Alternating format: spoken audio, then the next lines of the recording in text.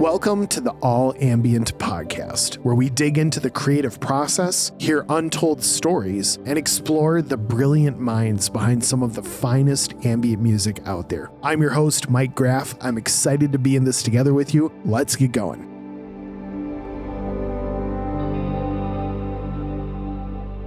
Here we go, folks. Number 5. This is the 5th edition of the All Ambient Roundtable. We had just a really great conversation today with Kirk Smith, with Marshall Usinger, and Ben Tatlow. We dug into what it is to establish a creative work-life balance. I know that I'm not perfect at it. I know I have a lot of growing I need to do, as we all do in some way, shape, or form in our life, whether it is creative work-life balance or some other type of work-life balance. It's a pursuit that I don't think will ever end, but it is worth the effort to run after it. A lot of great stuff was covered and a lot of laughs along the way as well. Super fun. Really glad to share this with you. Here is the latest edition of the All Ambient Roundtable.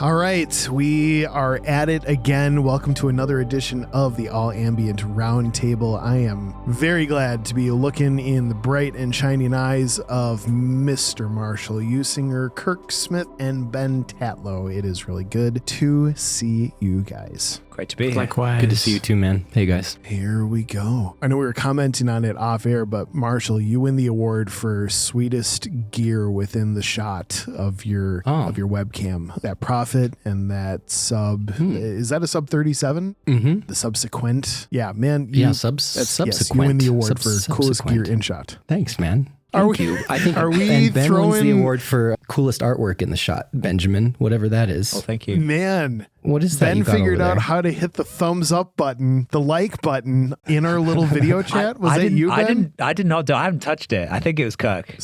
I didn't know that was possible. He's sitting over there all. Oh, that's so nerdy and so cool. Oh my gosh. What? We're 5. What, is there a chat? How did we do that? Oh, there's a chat button. I'm trying to figure out Chat. who did it. So within the chat, Who we can whisper backstage. I don't even see that.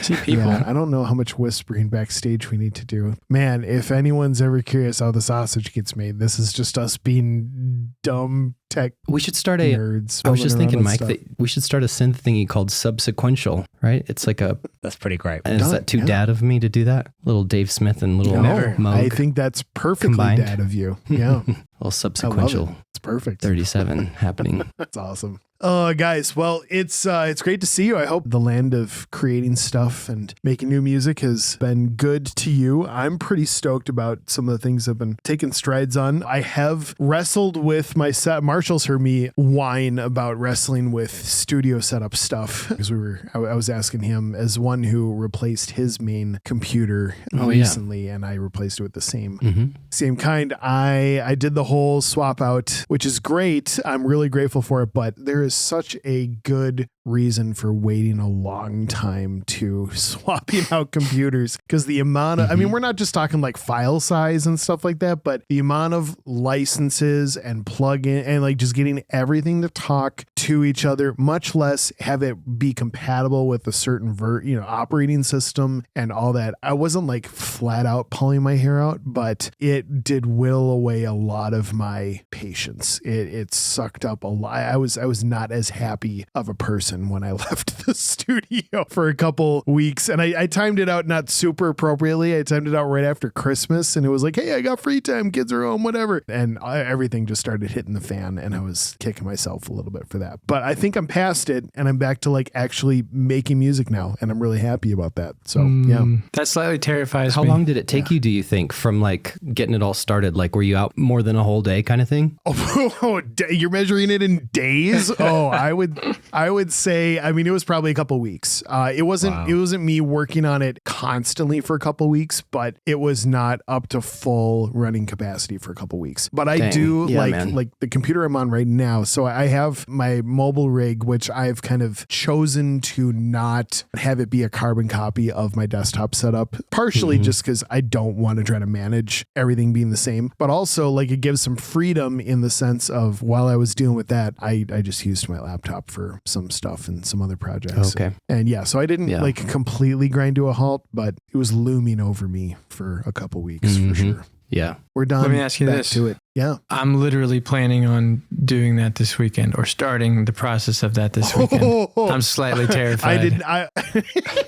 You were perfectly content before the roundtable started, and now Well, Mike has spoken this level of like grief and despair into your. No, I knew it was coming because like I just, I love and I hate technology. Yeah. And when it's working, everything's fine. But I knew this has been coming. It's been coming for a while. And I'm like, okay, I'm just going to do it. And I was like, okay, I think I can like do the migration over the weekend. And then Monday I'll just write off as a licensed chase down iLock dongle. What are the cables that have all changed ports? And now I have to go to Best Buy and buy the new and improved dongle thing. But what are some nuggets that you can give to me and the rest of us for taking on the change? Oh man, give yourself a lot more margin than you are currently giving. No, truthfully, if you're migrating, like if you're doing the actual like transfer from another Mac setup, you'll probably solve some of the issues for sure.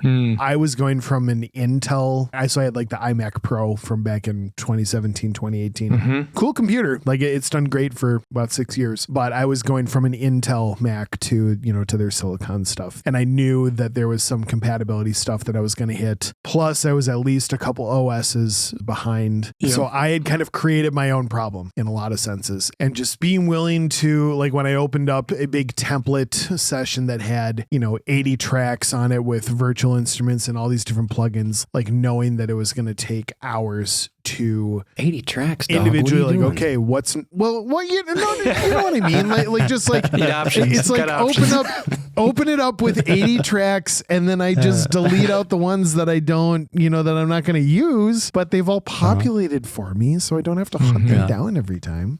Really, I'm just lazy, is what it comes down to, Marshall. It's like you give me everything. Open the session, and then you go make the coffee. By the time you get back, yeah, pretty much. Well, not on this new computer. Oh no. Nice.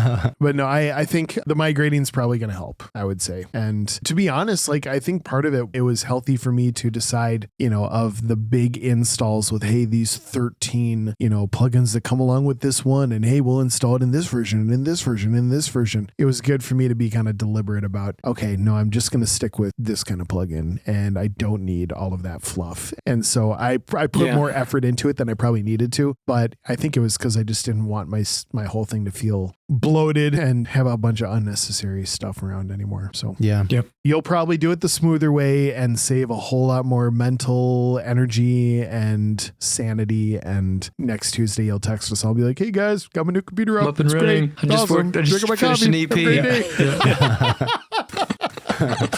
It's funny because it's true. What are you getting? What computer are you getting? I'm planning on doing basically the same thing, the Studio Pro, the M2 guy. And what I have is a 2017, the iMac. Yeah. So it is going to be crossing the threshold of Intel to M2. Yep. So we'll see. We'll see how everybody plays. Yeah. So Marshall was the pioneer in all this. Yeah. Okay. I don't know if I told you that I for sure did this, but when I initially got the Studio, I just did Migration Assistant, and I had like a 2016 iMac, and I just did like a Time Machine. Well, I don't know if I didn't do Migration Assistant. I think I did a Time Machine backup, but kind of, same difference kind of thing. And stuff was running. Yep. But I was getting like occasional, just like weird stuff. I mean, like, you guys know how that is, like whatever stuff, sessions like crashing here or there, but I was like managing. And then when Mike got his Studio, he's like, yeah, I just clean installed it. And I was kind of like, maybe I should, so much work. Try that. I mean, yeah, it feels like a lot, but I recently, got this little mobile rig going, and I kind of like felt when I did that was kind of like a good way that I kind of like really had to dial down what stuff am I actually using that I want to be in this mobile rig. And then that kind of informed a lot of decisions I made when I did. So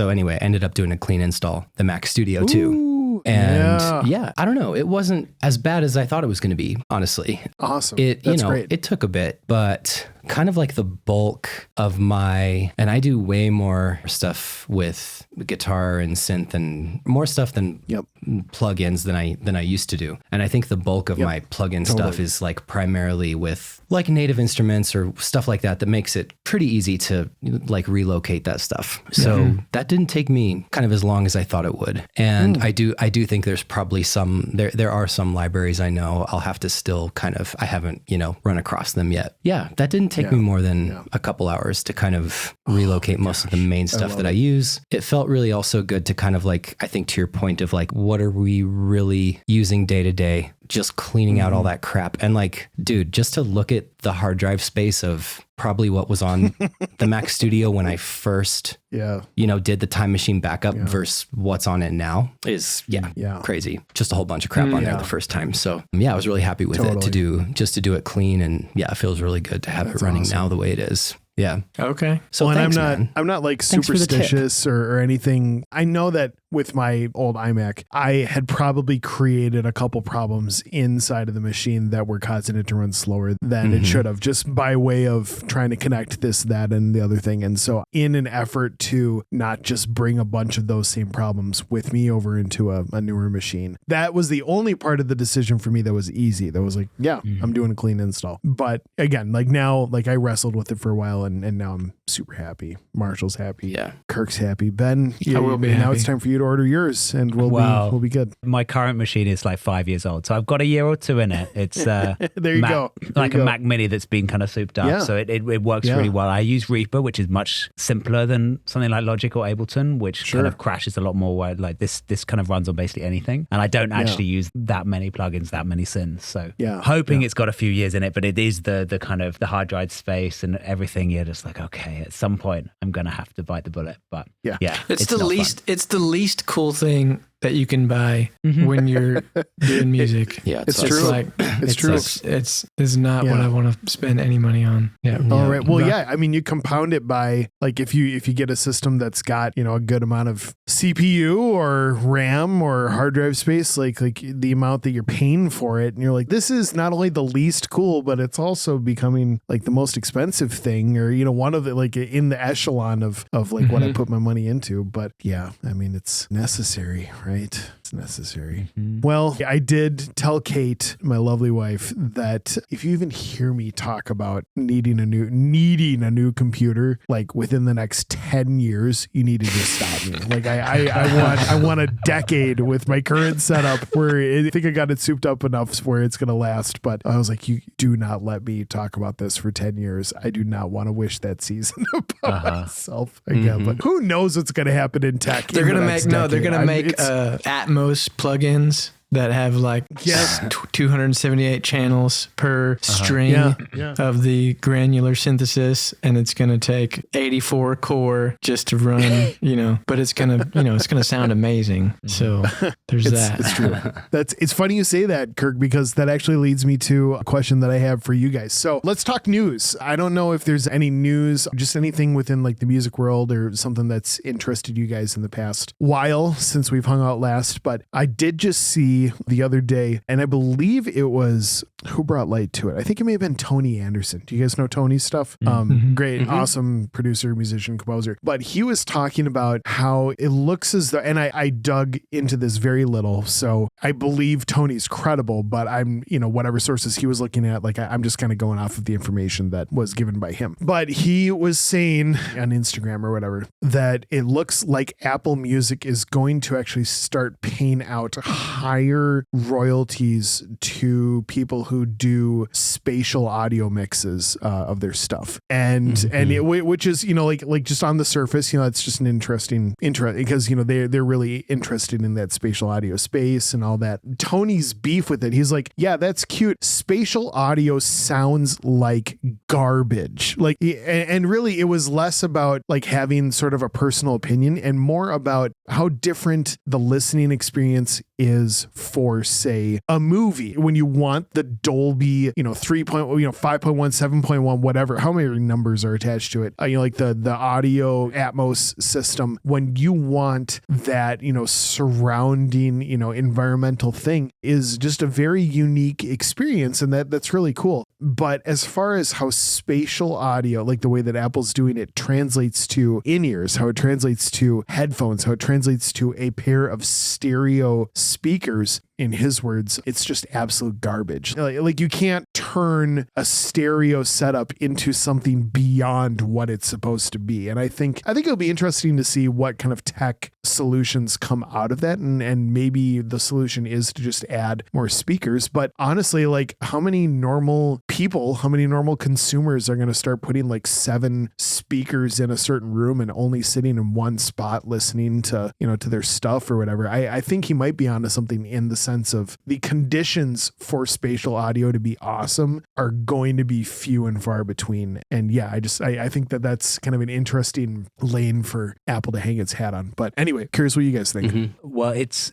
true. Like that, I can second that information. Yeah. I can't remember exactly where I saw it, but yeah, from a credible source. Not fake. Yeah. But from my understanding, the percentage increase of what they're paying is like very minimal. Like it's maybe 5 or 10% more per stream. So, really, it's enough for a good headline. Right. But it's not like they're doing 3 times the amount of streaming royalties, because then I think people would sit up. So if you're significantly increasing your royalties, then I think, okay, maybe it's worth it. But like, the amount of investment from an artist perspective to actually create proper Atmos mixes. I know that there's a kind of Logic hack with headphones that you can kind of make it work and it kind of exports. Yeah, tick, we did the Atmos thing. But if you actually want to do it with a proper rig, with the however many 7, 10, 15, however many speakers you need on the roof and on the beside you in different positions, you're like, that is a significant investment. And for them to be like, oh yeah, and you get 10% extra royalties, it's like that. Yeah. And when also Apple Music royalties are like 1% of pretty much all of our revenues. Sure. Like, I don't know. It is small comparatively. Yeah, there was I can't remember his name right now, but the front guy of Wolfpack. Oh yeah, yep. He posted a really cool, just a little rant basically of him talking about Apple trying to win. They're trying to reclaim the throne essentially, because if you look at the numbers, just A to B of a given artist, yeah, it's like 5 to 10 to 1% comparatively of their audience is listening on Apple versus listening on Spotify, and so they've basically won. Spotify has won as far as who's the current king of streaming. And so they're trying to figure out how do they take it back. And at this point, the only thing they can do is try to do the spatial audio, immersive audio as a selling point to get people back into their world. Oof. His take was very interesting. His take was more like, yeah, this is a cool idea, but it's kind of a gimmick, and we got 2 ears and 2 speakers. It's worked since 1957, and it doesn't really sound good, Yeah. So his thing is more of changing the actual infrastructure of the relationship of royalties and artist centric, all that kind of stuff, which that's a bigger conversation. But I liked his take on it. It was really cool. Yeah. Well, and I'd argue that Apple have also lost to Amazon. I mean, more and more people are listening on Amazon, even disregarding kind of larger playlists and stations or whatever, like just in terms of algorithmic plays of people who are fans of you or your music on Amazon. That is right now, at least from what I'm seeing, higher than Apple Music. Yeah. Yeah, I think within some of the slow echo stuff and whatnot, I think most of us have seen some jumps in Amazon. But I think before that happened, for me, it was probably quite on par, I think, with Apple as far as sort of the number of people that were showing up. But it was increasing to a place where, it was probably going to take that over and then some. And now, now there's been quite a shift in that. Yeah. But yeah, that's really interesting. And it's interesting enough because it's not Billy Hijinks, who no one has ever heard of, and he's FaceTiming from his basement in Indiana or where we're somewhere on the planet and has this wild idea. Like it is Apple. And so there's going to be response, there's going to be pushback, but there's really for them to say this is the position we're going to take in this market, I think is interesting enough because of just the sheer size of influence that Apple has. And so yeah, I'm not ready to go mix anything in spatial audio ever. I think that if that's going to happen, that would probably be not something that is almost even released on Apple Music. You know what I mean? It's hey, let's do a soundtrack for a film, and then but even that, it's funny because there are people who their entire job is to take a Dolby Atmos soundtrack and then mix it into a well thought out stereo representation that is going to go out to the streaming world. So it's almost like backwards thinking in that. I don't know. Whatever. Well, I recently had the opportunity here in Hong Kong to go to, I think it's Asia's biggest and kind of best Atmos setup. So it's in this kind of cool. perfect cinema, which is basically a test cinema that they use for things, for like private screenings and testing out. And like, it's got this massive mixing console there for like Atmos and other things. And so they showed like some examples of how it sounds. And I was I was slightly underwhelmed. And I'll tell you why. Because musically, it was no different. From a sound effect perspective, it's amazing. So for sure, you go to the cinema and, you've got whatever, like, a laser beam shooting from one side to the other. And it's like, oh my gosh, that is incredible. Yeah. And, so when they did kind of even just the kind of logo graphics with all the effects and stuff, it's like, oh, wow, this is game changing. But then you listen to the score. I mean, I don't think I could tell the difference. It definitely didn't sound a huge amount better than just listening in kind of regular stereo or whatever they were using already in cinemas. So I feel like it's weird because from a music perspective, I'm not sure it's adding so much, but from the sound effect perspective, from that I can definitely get on board with the value of it, but really then only in perfect cinematic kind of environments. What's funny too is I do a little bit of mastering. I'm not going to call myself an expert by any means, but stop. I've had people You're talented at it. Yes, you are. I've had people message me on the social realms and they're like, hey Marsh, have you done any of this spatial mastering? I'm like, dude, no, I don't know jack about spatial mastering. And they're like, well, the process is really confusing. I think it's kind of interesting, right? I mean, granted, it's seemingly new, but it's been around for a minute. But I just find it kind of it's peculiar, right? That you have Apple who's incentivizing, come do this spatial. We're trying to. It's this gimmicky thing, getting artists trying to be on board, but also like if you want to do that, it might be a good idea to not make the process also what seems to be kind of confusing, because it does really seem like from what I can tell, like you have to either contact somebody or there is some kind of process to get the masters the way they're supposed to be. I don't really know what that involves, but I've got a number of DMs of people who are like, have you got your masters approved for spatial? And I'm like, I didn't know that there was a separate way. You have to do something different to get them approved for spatial audio. So it's kind of like they're trying to get people on board, but then there's also this kind of thing you have to go through, which is, so hopefully if people are on board with that, that's great. But also, I would hope that could maybe iron itself out a little bit just to be a bit cleaner down the road, Yeah. Before we head on, my final thought on that is the whole process of once something is mastered, and you guys know the world of like, hey, it sounds great in my studio, but what about in my car? Or what about in my junky laptop speakers? Or what about in, $50 Bluetooth speaker that somebody's going to carry around with them when they're, when they're outside or whatever, like how it translates in all these different areas. And you can't nail them all. Like I get that, but there are certain things that you can do that can help out each. And I can't help but wonder how many times it would come back where it's like, hey, well, your mix sounds great in stereo, but it actually is really bad. Like there's going to need to be a lot of work done to it to work well for spatial audio. And I'm just like,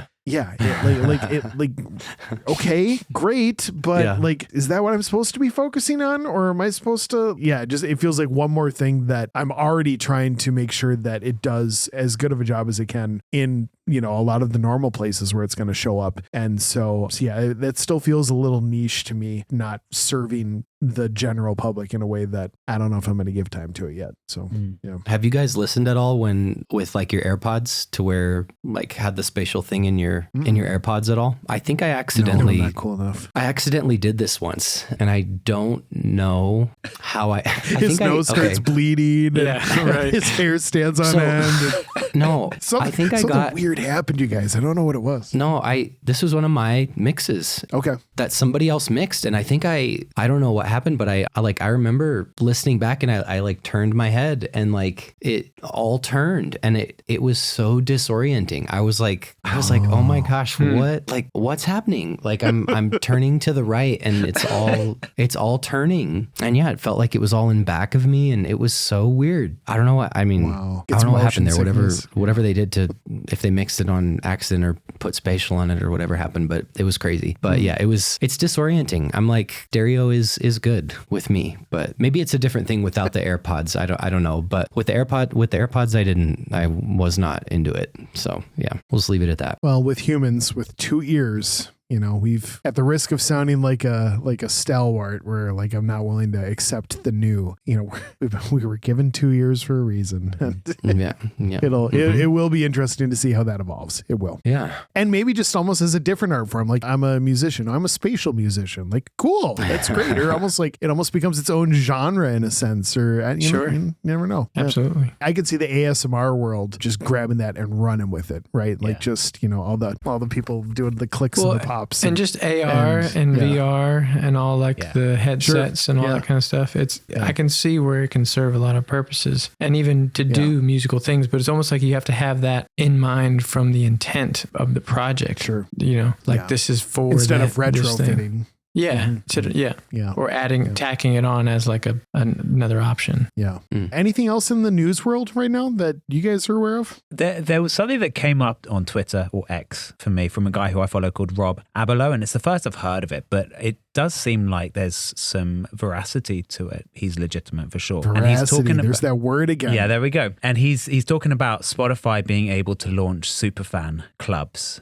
Because in the EU, at least, there's this thing called the Digital Markets Act, which basically enables, as far as I understand it, and I might be wrong about this, I haven't looked into it in a huge amount, but allows Spotify not to pay Apple like 30%. So they basically get to keep the 100%. So apparently Spotify have said that they can do things like direct audiobook purchases, upgrading like subscription tiers, like proper in-app payments, but also kind of potentially doing this with artists. So people can essentially pay to subscribe to individual artists on Spotify. Now, whether like Spotify Patreon-ish. Yeah, I guess, or kind of being super fans, getting exclusive content, whatever it would be, becoming a little bit more of a social platform. And I guess it's what a lot of people have been asking for in many senses, is how can you use Spotify as how can you essentially monetize further your X amount of followers on Spotify? How can you deepen that fan connection and that on a more personal level as well? So I don't know what's going to happen with this, but from where I'm sitting, I'm kind of excited about the potential of using Spotify beyond just like, hey, here's a new release, go listen on Spotify, and then we'll have that kind of more personal connection on email or socials or via banking.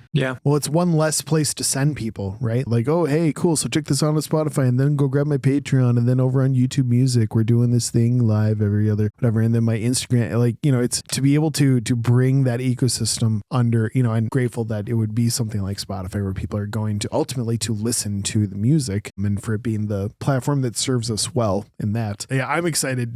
Let's set the revenue aside. I like the ecosystem being smarter, being smoother, being more efficient isn't the right word, but just being integrated, being a great experience. Yeah, more integrated, being a great experience for the people who are listening, for the ones that we would want to be super fans. Yeah, I like that. Yeah, that's great. I mean, because it's like, it is a lot to manage if you're trying to get, you're doing email lists and you're doing posts and you're doing long content and short content, and you have these people who are obviously interested in what you're doing, and basically Release Radar is kind of all you get access to. Maybe if you put merch up, but a lot of merch sales, but even to talk about the merch, you have to talk about the merch somewhere else and then hope that they go there, so making it smoother and integrated and community all in one could be pretty exciting. Yeah. It'd definitely be a point of difference for Spotify versus, say, an Apple or an Amazon Music. I mean, one thing I like about YouTube, and I know it's, the revenue model is different and not ideal, but you've got that community tab. So you can you have that conversation with the people who are following you in a way that really isn't possible on any other DSP. Yeah, it's true. Well, it'll be interesting to track with that one. It's great. Well, hey, it is time to play a couple little games. But before we do that, just a reminder to our amazing listeners that if you have any questions that you want to ask the Roundtable, you want to ask Kirk or Ben or Marshall or myself or all of us, something to introduce into the conversation, you can email us at podcast, that is not plural, that is singular, podcast at all-ambient.com. We'd love to hear from you. We'd love to have your thoughts that you want us to weigh in on. So Cool. But it is game time, you guys. Number one, we are going to play. Oh, I just realized, Marshall, one of these is going to be brand new for you that we played for the first time last Roundtable. That was me and Ben and Kirk. And so there's a surprise waiting for you, man. It's going to be great. It's going to be fun. But before we get there, let's play the solid round of what song. So open up that DSP, whatever you're listening to, and let's see what you guys got waiting. I have It Might As Well Be Spring by the Mark Roswell Trio. Ooh, Mark Roswell Trio. All right. Tell me more. Well, the past 2 weeks, my oldest son wants me to put on soft instrumental jazz when he's asleep, and we have the little Google speaker in his room. So, that's amazing. So at this moment, he was listening to It Might As Well Be Spring by the Mark Roswell Trio. Might as well. But I like that he's getting into jazz. He's actually been doing some jazz chords on his little piano app thing. So I'm hearing him do these little 2-5-1 cadences, and I'm like, oh man, that's so cool. They grow up so fast. I'll put him to work one day. That's great. Good one. It might as well be spring. Marshall, how about you, man? Oh, I've got this track called Years On by Novo, Amor that just came out on Friday. Okay. Do you guys know Novo? He's amazing. Mm-hmm. Yeah. I love his stuff. Yeah, man. Yeah, he's so good. It's been a minute since he dropped some new stuff, and dropped these 2 new tracks, and I'm assuming there's going to be more coming. And yeah, the Years On track, he put out a little studio clip on his IG the other day. He does it's like a little OP1 sample. I think he does at the beginning of the track. That's really sweet. So yeah, it's a great track. Been listening to it a lot. And he also has a really cool documentary on YouTube that I watch a lot, just about why he likes to be creative and make music. And I can't remember what it's called. I think it's called something about standing up when the room is spinning or something like that. But if you search Novo Amor documentary on YouTube, you'll see it. But if you're a creative of anything, really, I would recommend watching it. But I watch it all the time. But that's what I've been listening to. That's awesome. Yeah. Ben, how about you, man? For me, it's a bit of a blast from the past. I don't know why I was listening to this, but it's a track called 70s 80s by Nightmares on Wax. I don't know if you know Nightmares on Wax. It's one of the first artists who I got into when I kind of got into more electronic down-tempo music. And so this album's from like 2002, and I guess I had it on at some point. I love it. It's like, as I said, it's one of the first kind of albums I kind of really got me into a very different kind of style of music. 70s 80s is a great track, but the whole album is really worth listening to. It's a Warp Records release. Very cool, very nice. So yeah, so what's on my Spotify right now. Cool. Love it. My track is from a guy who makes music as Carinthia. This is Daniel Jorgensen, and he used to play with Owl City out on his live band. But this particular song is called "Come Now, Let Us Leave," and his stuff is really, kind of in the lane of what all of us do. I wouldn't necessarily call it ambient, but it is like light compositional. There are some neoclassical elements to it, but also just really like it works really well for meditative study, kind of that sort of vibe. It's really positive. I think he does a good job of keeping things very major key oriented, but not so much so that it just all feels happy cheesy. He does a really good job with that. But yeah, I hadn't listened to it for a while. It had been he hasn't released stuff in that lane for quite a while, but I was just thinking about it the other day, and it was a well listened accompaniment to what I was working on. So nice work. There wasn't anything super embarrassing that round. We did okay. Good job, guys. That was fun. I just remembered the second game.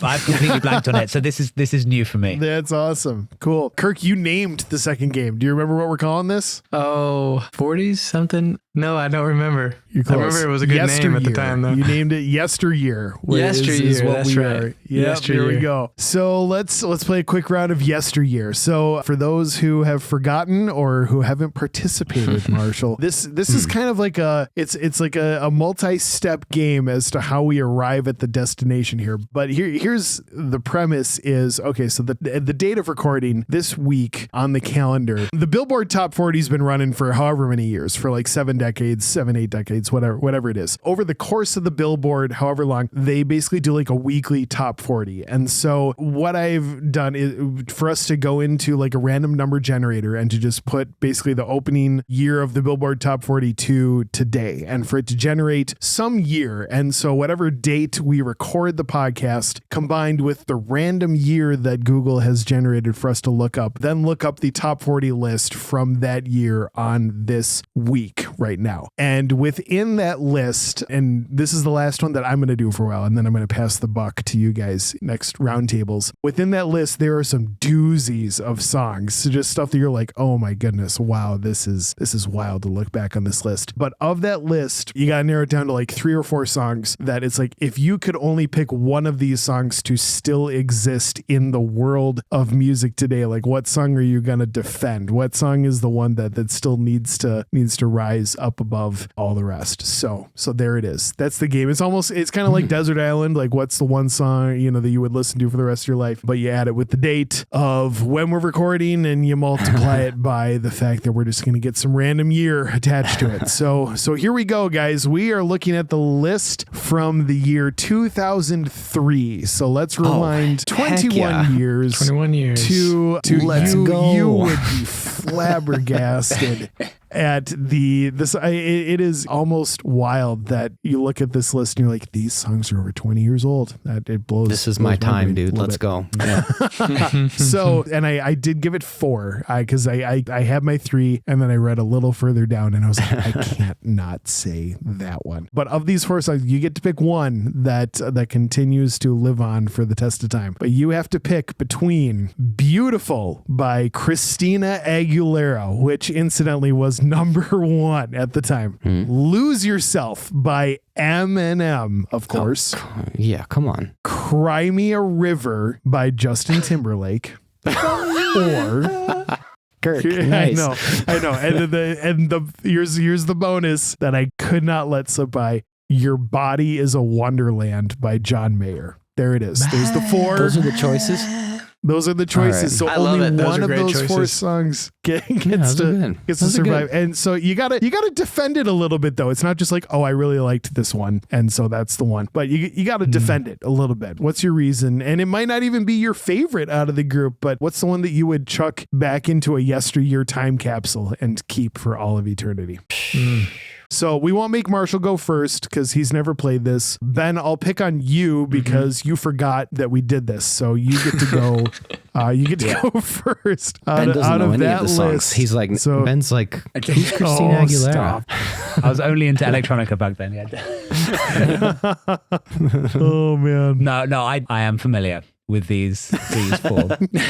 I think the one I like the most, I probably, especially if I put myself back in that era, I'd probably Lose Myself by Eminem. But I'm going to choose the Justin Timberlake one, Cry Me a River. And I tell you why, because very rarely in pop music do you get a lot of like heavy field recordings just in there. But that track, and I don't know at what point it is, if it's right at the start or if it's kind of middle section, but there's a ton of rain sound, like for quite a significant portion of it. Yeah. And as an ambient musician, someone who uses field recordings a lot in my music, I'm like, that does not happen anymore in popular music in any kind of great. And to be honest, it probably didn't really happen back then much at all either. Yeah. But I'm going to stick my neck out and say, Cry Me a River. Let's go with it. I love that, dude. I love it. Good vote. And that might have been the moment where the inspiration of blending nature with music. Like, I could do this. If Justin can do it, in the moment. I can do it. That you lost yourself in. I think you lost yourself in the music. Just wait until the next time. There you go. Wait until the next time you get interviewed by someone. Be like, so who are your main points of inspiration? Be like, well, really, I think it's Justin Timberlake and his producer Timbaland. When they really worked, and like that's how awesome would that be for the ambient musician to just list off those. Yeah, that's awesome. One. They're incredible. I love it. They're incredible. I love it. Okay, Marshall. I think it's your turn. Go right ahead, man. Dude, I'm going Eminem on this one. And I'm your name's Marshall. Why? Yeah, you are. My name's Marshall. Yeah, I got that a lot growing up. Can you imagine? Can you imagine that I got that a lot? Oh my gosh. There is a lot of reasons. First off, what a song to go with a film, in my opinion. Yeah. To go with 8 Mile, and still a very in my opinion, still a very inspirational song today in a lot of ways that you could, apply to a lot of things. I mean, Eminem, Marshall Mathers, he has quite his own, just his story, that song, the movie. It's a great pop song. It's a great motivational song. It's inspirational. It's powerful. The lyrics, the beat, dude, it's a great song. I love it. You can't not be hyped to that song. So if there's one, I freaking love Cry Me a River. I love that song. But if I'm getting hyped to something, it's Lose Yourself. And it's just like, dude, lose yourself in the music. Like, you only get one shot. It's like, come on, dude. It's you only get one chance. You know what I mean? So yeah, that's why I'm going with that one. Never let it go. And I don't know about you guys, but yeah, I freaking loved 8 Mile. Like, that movie was, I mean, at that time, that movie just blew my mind. I was like, oh my gosh, like the whole, like, the battles and the whole, like, as a young musician, it's like, oof, like, almost get chills thinking about it. It's good stuff, dude. Man, let's have a watch party. Yeah, totally. Yeah. On the Ambient podcast, let's watch 8 Mile. And see, that's like just the extra, extra little bit of fun that we are doing this on the All Ambient podcast is that clearly, like, none of this is within, like, the genre lane that we currently, like, are making music in. But we all are music appreciators. We all are, like you, like, the craft is respected across the board for sure. So it adds just a little bit of fun to the whole thing. Yeah. All right, Kirk. Let's hear it. Okay, man, that's tough. What are you standing up for? Well, it's hard because I mean I remember when that song came out, the 8 Mile, and it's like the first 8 notes of that little guitar sample, and you're like, what am I listening to? And then it just keeps going from there, and it never stops, and like it literally never lets you go. Yeah. And so it's pretty amazing. See what you did there. I have to, being from Memphis, Tennessee, or mostly I'm mostly Memphian. JT actually just did a concert during the ice snow apocalypse, and he still showed up and did a one night only concert at the Orpheum, and there was a lot of love. Amazing. Yeah, and so I have to give it up for that. He's not technically from Memphis. He's actually from Millington, which is about 20 minutes. Oh, is he? Nice. Yeah. Yeah. But yeah, I mean, I remember, is that song on the Timberland record or is it on a different record? No, it's on, because I remember the Timberland. It's on the first one. Oh, Timberlake. Yeah. So it's not on the, was it Future 6 Sounds, Futures something? So that was, no. So I think, I mean, that was after the first Justin Timberlake record. Yeah. It's him on the, it's not the Future Sex one. It's the blue. It's like Justified. The blue cover with him on it. Yeah. Justified. Yep. Yeah, Justified. What? Yeah. I mean, if that's not a dad joke in an album title right there, that's just oof. That's ripe. Justified. It's a classic. It's a classic song, and it'll last. Whenever I think about the 8 Mile song, it's like, okay, I'm getting ready for like a sporting event. If I'm listening to Cry Me a River, then I'm like, oh, like I'm roller skating right now. Like I'm at the roller rink and I'm doing my thing. And like, this is the best night ever. Yeah. But I remember years later when he did the song Mirror. Remember the song Mirror? It's like in my mirror. Yeah. Cry me a river. Yep. That's when I realized like that's like his favorite rhythm, and it gave me a hit both times. Like, it's like it's the same rhyme scheme, same, I was like, whoa, that sounds like another song that he did. It's All Ambient podcast. Yeah. So that, man, nice ear, dude. I like it. You guys, he's got a lot of memes going around lately. Shout out. You guys see all the little memes he's got going on? No, tell me. No, I know the May is it related one. to. No. Well, we don't have to get into that. We'll let you guys go find it. I'm aware that there was some news that dropped in a memoir from an ex-girlfriend that I believe has not boded well for him. But and my wife is a big JT fan. I am too. But her defense is, do any of us make wise decisions when we're 19 years old? Like, come on, give the guy a break. And it's like, yeah, I hear you. I do. Yeah, that's true. Yeah. Well, he still makes good music. Yeah, he does. It's true. I do really like Cry Me a River. I really do. And sorry, John Mayer, and sorry, Christina, but I think I'm going to jump on the Lose Yourself train as well. And I think like the reason that I wanted to defend, I think Marshall said a lot, all you guys said a lot of great stuff that I totally line up with. But I think the one piece that I would add to it is I'm always a sucker for a song that doesn't date itself with production. Like when it just sounds pretty timeless. It's like, oh yeah, that I don't remember when that was released, which is actually kind of, part of the surprise when it showed up in 2003. I was like, oh my goodness gracious, that song's over 20 years old. I think for songs like that, it can, I'm even more impressed by how well it was put together and executed so that, over 2 decades later, it still feels fresh. What you guys were already saying, like it still feels present. It still feels like it's no less of a banger today than it was, back then. So that would be, that's my main vote in on that. It was a crusher. Still is. Mm-hmm. There it is. Yesteryear. Who is up for taking the next round? Yeah, yesteryear. Okay, so why don't you get to make a sting for yesteryear so that we can pipe that in before we play the game next time. And then I think I'm going to hand it to Kirk. I think you would be a great purveyor of. I'll give it a go. Yesteryear for the next round. So nice. Amazing. Take it. Amazing.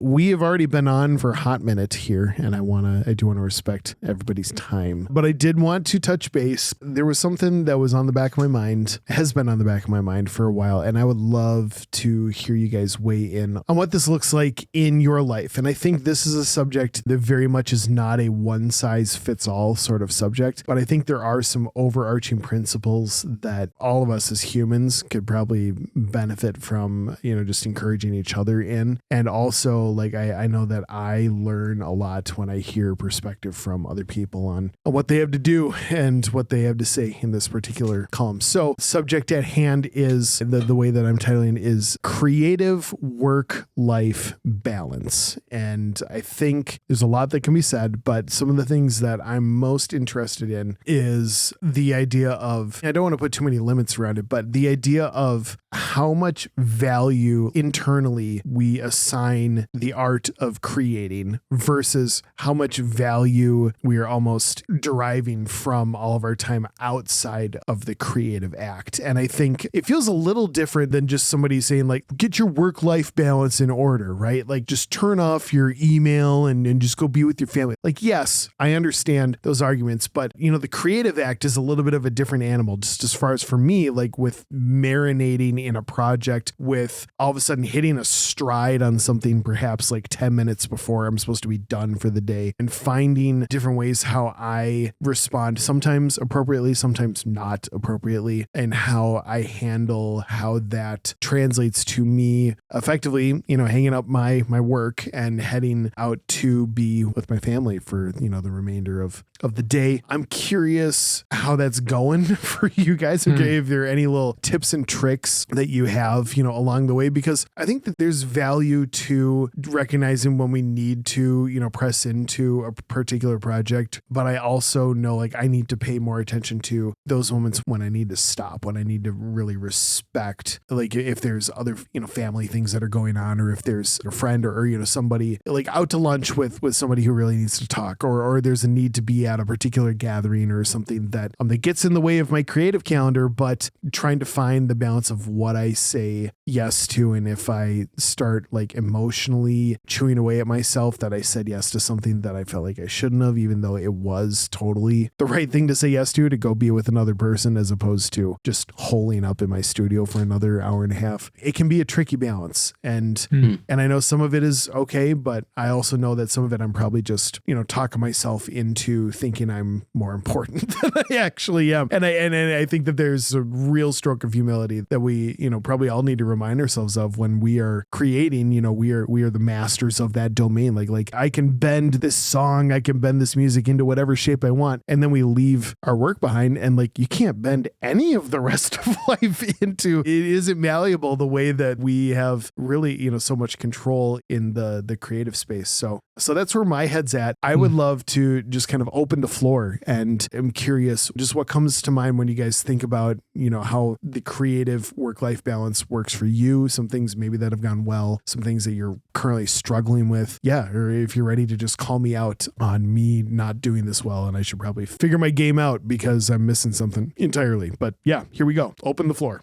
It's a great question. It's a great thing to talk about. I mean, it could be I feel like it could be a super long podcast for something like that. Sure. And it's almost a question that you have to ask continually. It's not like because I succeed and I fail at this all the time. That's why I like the word balance, because balance is an action. Balance is an active thing. Balance isn't like you found the prescription and the script and the equilibrium of this and this. Balance happens because one thing pulls us in a direction and we have to correct, and then something else pulls us in a different direction and we have to correct. And so you have to constantly be aware of the things that are pulling you and act in a way that keeps you in balance, So it's not a set it and forget it kind of thing. And that's one thing about just the word balance that I remember thinking, being like, okay, this is something that it's active. It's not set it and forget it. Like, okay, we got our schedules for this. So we might do that. That might be one thing, is you make a kind of a schedule of this is what the ideal week looks like, for my life, for my wife's life, for our family's life. But now we're moving into baseball or soccer season, and we're doing some tennis. And so then guess what? Things start going off balance. And so you have to readjust. Or, we're in the middle of a release season, or we're in the middle of a high production month. And so then balance changes again. Yeah. And so I think one thing for me is trying to get a picture of my ideal week and trying that out for a season, and then saying what's coming down the pipe and how does that affect my ideal week, and what do I need to let go of, and what do I need to fight for, and what do I need to give up on my own end to make room in the margins to kind of meet my goals and all that kind of stuff. And so I think that's one thing, is just having your ideal week and then having your family's ideal week, and having communication about that, and then being ready to adjust for the sake of balance. But when it's kind of unknown, when there's a lot of unknown, then it's like we're easily tossed around. And I think that's how we can get off balance. Yeah. Yeah, it's a really good question, and it's something that for sure I struggle with probably daily or weekly. One thing that kind of comes to mind is the kind of concept of quality time, both in terms of work, where you're like, okay, I have, I work 5 days, sometimes 6 days a week at what I do, but a lot of that's not quality time composing, producing. It's, hey, I have this bunch of admin stuff that needs to get done, and so you do it, and sure, you're focused on doing it, but it's not quality creative time.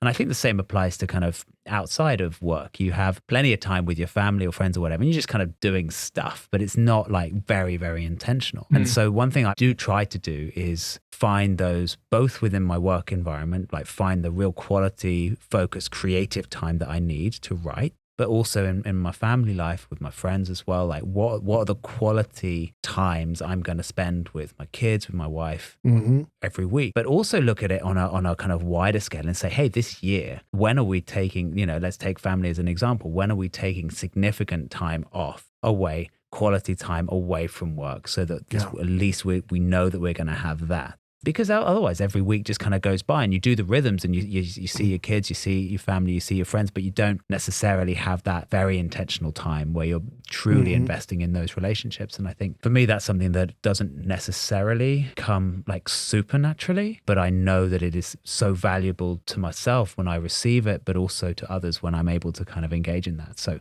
yeah, I think for me, that's what I would reflect on that question. Yeah, that's really good. And I would say, and off of what you said, just the intentionality of, the family side or friend side, that you can take that same intentionality on the creative side to where you're like, you know what, this month or this 6 weeks, I'm doing an album, or I'm doing an EP, or I'm doing the thing. And it's like, this person's asking me to do this, and this person's asking me to do this, even if it's musically or creatively or whatever. You're like, I can't do that right now. Or let's look at the spring, or let's look at the winter, or, and so that you're kind of saying, I've set my intention. This is what I'm going to do. I'm going to go deep on this one project so that it's quality and it's not scattered. Oh, that's great.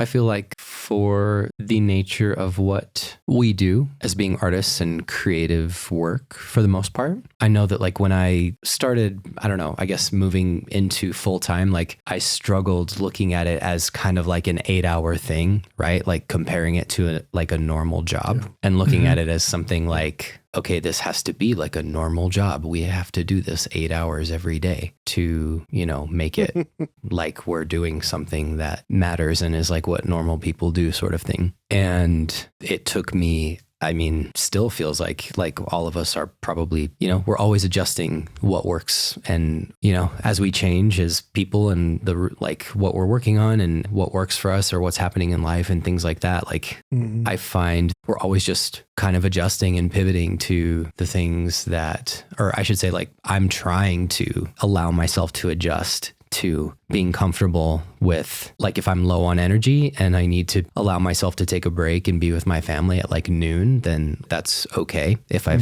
had a morning of making music and doing that, that doesn't mean that I haven't like put in a work day. And it doesn't mean that it's made it like any less of a week. And I think it's good. And it takes time. And I think it takes intentional effort to be able to be aware of that. And I think that's like a good practice to have, to like be aware of maybe what, at least for me, like what my body is telling me, like physical being drained and tired, and listening to yourself to where you're not just, you know, we're not just sitting here at the computer trying to like use plugins and like write stuff when we're feeling super drained or whatever it is. Sure. So yeah. And even like today would be a good example. Like I was trying to finish up 2 tracks that I'm working on, and I finished those up. I was like mastering some stuff today, and I got done around like 1, and Eli gets out of school like 2:30ish. So I had like kind of like from 1 to 2:30, I was kind of like, you know, do I want to get into something from right now till, you know, like the next hour-ish? Just like kind of like, I'm good. Like I'm good to be done right now. I'm not going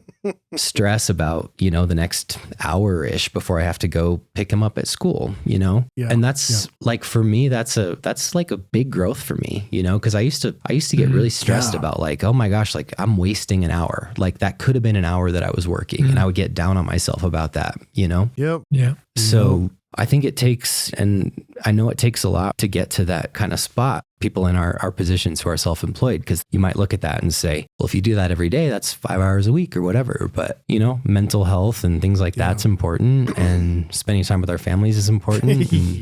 So yeah, I feel like, it's a constant journey where we're at, like our headspace. And that's kind of where I try to float in that like balance of, okay, like I'm not going to totally stress out about this hour. I'm going to like go outside for a little bit. Maybe I'll go do something before I pick him up from school or whatever. So it is like a battle though at the same time, right? Like I feel like I kind of have to be conscious of it so you don't kind of let it get away from you or not get stressed about it at the same time. So I feel like I try to work on that, getting better at it, but work in progress type thing. Yeah. It's really good. I think there's a level, Marshall, right now that I'm trying to internally deal with. I would personally find something to fill that hour with, or I would feel really guilty about not doing anything in that moment. And that I think that is something that I need to grow in. I think that's like, I think you called it out. And really, like, I think I may have been talking with Ben, we were offlining about this at some point, but I think that there are levels of success metrics that I think there's the ones that are a little bit more obvious, like the numbers that we might see, whether it's, you know, streaming numbers or licensing numbers or you know, whatever that looks like. But I think that there are different success metrics that I really want to start paying attention to more. And it has so much less to do with like, hey, I finished this project, or this got released, or this did that well, and more so like,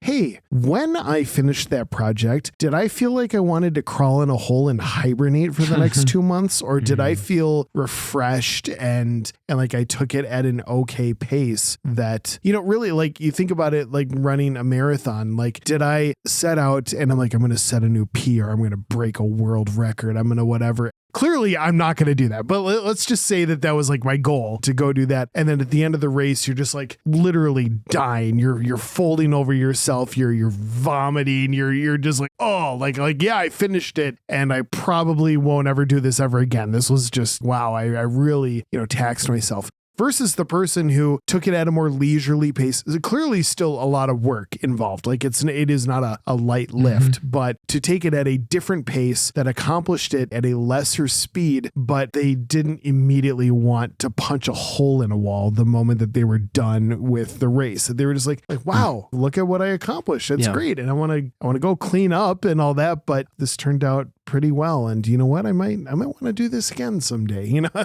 like what was the percentage points of difference? How much more effort did it take for the person to just go, full gas the whole time versus a person who is still, putting in the same distance? Yeah, I'm curious what that line looks like for me, really. I think, and I'm not saying that I feel like I have completely tanked at the end of every project, but I know that I would like to just build in a level of margin to life that, I guess, just bringing it full circle, that wouldn't feel dumb about just taking that hour and waiting, to go pick a kid up from school. My guilty, and I've done it a couple times recently when I should have probably been working on other projects or whatever, but I've enjoyed some Mario Kart with my kiddos, and I love me some Mario Kart, and they love it too, and we all do it together, and it's super fun. But yeah, like I want to get to a place not only where I'm doing that, but I'm doing that to an appropriate degree and not feeling shredded about it. Not just like, oh my gosh, dude, like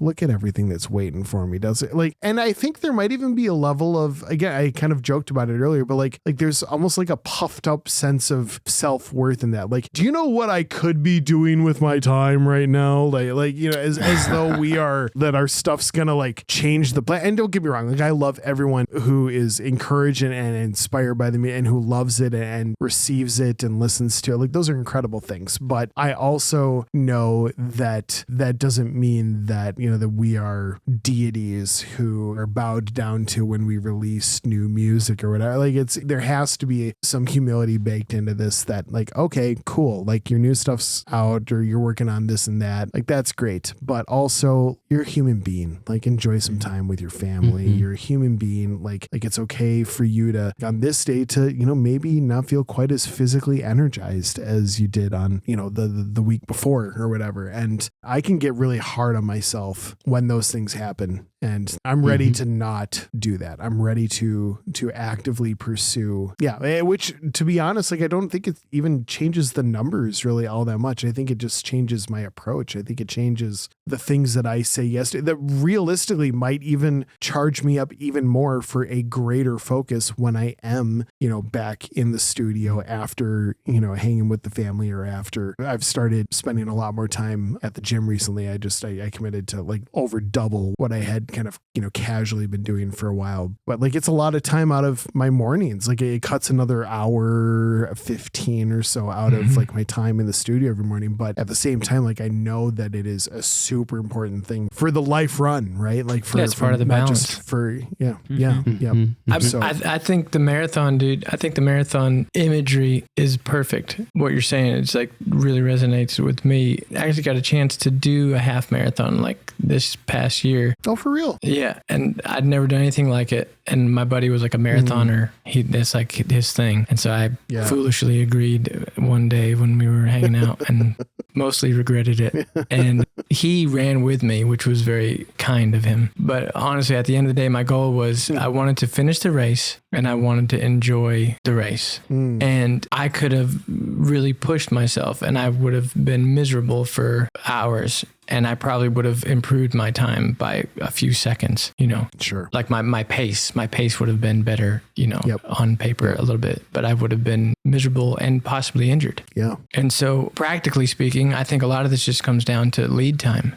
When you see the scope of a project that you're excited about, that you want to do, you've done this enough to where you kind of know how long it takes, even with some artistic wanderings and experimentations and ear breaks and taking a walk and all this kind of stuff. Like you kind of know how long it takes. And so you can build a lead time that makes this training marathon thing something that you actually enjoy. you know, and a lot of times we bang our heads against the walls because we feel like we have to finish this thing or we have to do it. But we underestimate the power of like the subconscious, that if we just walk away or get some sleep or do something else, Mario Kart or otherwise, our subconscious actually solves a lot of the problems that we were banging our head against the wall with, you know. I think in the end, lead time is a huge answer to help us. Lead time, and then like you said, Marshall, just taking a break, just saying, you know what, I'm at a good stopping point. I accomplished some things. And if I leave now, I leave with the sense that I accomplished things, you know, as opposed to racing towards the edge and walking out of the office feeling like things are undone. You know, those are two different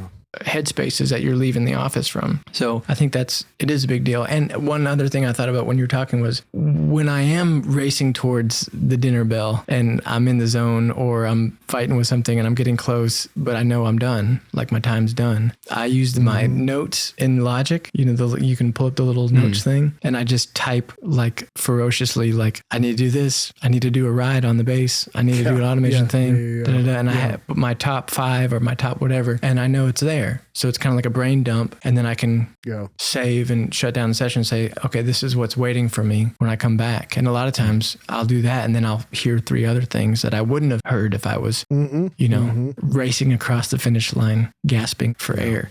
So, oh, and the last thing, like the other thing, creative life balance, I was thinking with you was in us and all of us is I'm usually happier to be around if I've been working on music, you know? So there's a part of the creative journey that is like, when I haven't been working, I kind of get grumpy and ticks. And so I think there's a satisfaction that comes from being creative that actually feeds into all the other parts of our life, you know? Granted, we're, you know, succeeding and not breaking things in our computer or, you know, that kind of stuff. But so I think it's not just getting away that gives us renewed life. A lot of times it is the creative act itself that is refreshing for the other parts of life. I think when I consider what you're talking about, creative work-life balance, but also what we kind of referred to in terms of like, okay, what does success look like as an artist, you know, doing what we're doing? And for me, so much comes down to just sustainability of how we're operating on a day-to-day, week by week, year by year basis. Because I think for all of us, we'd probably say that, hey, we want to continue to do what we're doing for many, many years to come. And to do that, absolutely, it's that kind of marathon imagery, but it's like, how do you create those sustainable rhythms in your life that just allow for that? And those can be, you know, simply as you're saying, like stopping a little bit earlier when you just feel like you're done, but just having that mindset. I feel like, I've said this before, but it does not come naturally to me. I for sure kind of lean into just working all hours of the day. But when I don't do that, I can see that I've got a far longer period that I can continue doing this than if I say I basically burn out in a couple of years. And I think we've all seen artists and people in the industry who have burnt out in a year or two, and you're like, okay, they are going too hard at this, and you can see it happening. And I want more longevity than that. And so I think it is incumbent on us to find those sustainable rhythms. Yeah, it's almost as though some of those people who went so hard and then wound up burning out or you know, even worse, you know, those who found alternative ways to deal with it and wound up choosing a way that was kind of destructive and may have wound up, you know, taking their life accidentally or intentionally. And I think we start to romanticize that sort of thing, like, wow, what a tortured artist or this and that. And it's like, man, he was a genius. So, you know, and just, you know, what a shame. And like, well, yes, indeed. What a shame, because I would have rather had, you know, the maybe slightly less on-edge genius version, but was putting out stuff for the next several decades than the version that was just all in genius from that person. But then they wound up doing something disastrous because of the inappropriate, you know, work-life balance, your creative life balance. And that's, that is not me saying that I think I've done it right and that they have not, but I think that's another way to reframe saying the exact same thing, that if you have a choice between being able to sustain something over the long term, even if it comes at the cost of a little bit of speed or a little bit of, you know, maybe having to say no to a thing or two, as opposed to, okay, we're running, but then like who knows when that ticking time bomb is going to explode, and good luck to anyone standing nearby when it does. It's a real thing. It's a real thing. Yeah.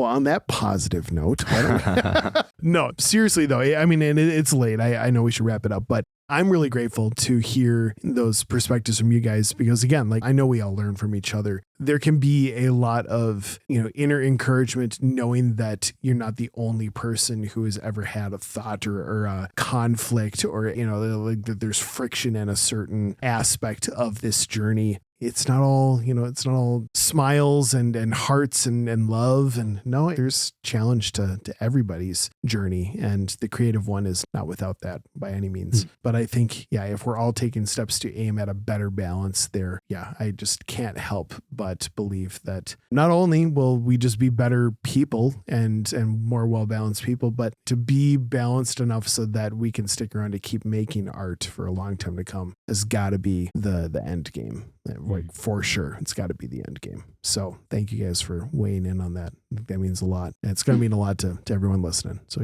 thanks for putting it out there. Yeah. Thanks, man. Yeah, man. Cool. Well, with that, it is just always, it boggles my mind that we get to do this, that you guys are dear people who are not only, gracing just this one time of us doing this roundtable, but, on a month in, month out basis. It is just so great that we get to do this. It helps the community feel that much more, and not in a way where it's an imaginary feeling, but like we are in this together. And I think that is hugely encouraging. I love being in it together with you guys. Thank you for your hearts. Thank you for what you bring into the world. And thanks again for making time for this. Yet another edition of the All Ambient Roundtable. Appreciate you. Thank you, sir. Thanks, guys. Thanks, Mike. Yep.